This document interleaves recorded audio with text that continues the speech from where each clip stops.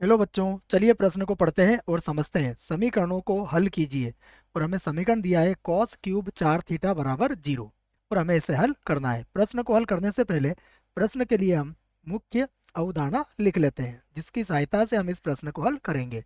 तो अवधारणा मुख्य अवधारणा में हम प्रश्न से संबंधित एक सूत्र को लिखेंगे, जिसके प्रयोग से हम इस प्रश्न को हल कर सकेंगे। देखिए, यहाँ पर है यदि यदि कॉस थीटा बराबर 0 हो तो इसका जो व्यापक हल होता है वह होता है थीटा बराबर 2n+1 पाई बटा 2। और यहाँ पर ध्यान रहे कि जो n होता है वह सदैव एक पूर्णांक को व्यक्त करता है। तो यहाँ पर हम कह सकते हैं कि पाई/2 का विषम गुणक होगा ये। तो यहाँ से देखिए, हमने ये सूत्र तो लिख लिया। अब देखते हैं जो समीकरण दी हुई है उसे लिख लेते हैं। तो देखो, जो समीकरण है वो क्या है हमारे पास। समीकरण है कॉस क्यूब 4 थीटा बराबर 0।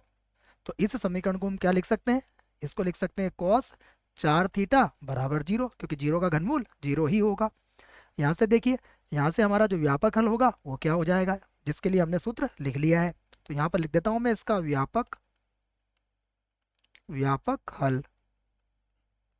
अब इसका जो व्यापक हल होगा वो होगा 4 थीटा बराबर 2n+1 और पाई/2।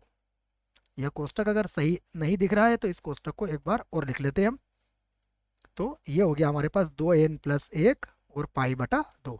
तो देखो, यहाँ से जब थीटा का मान निकालेंगे तो थीटा का मान हो जाएगा 2n+1 और 4 को बटे में लाएंगे तो ये बन जाएगा पाई/8।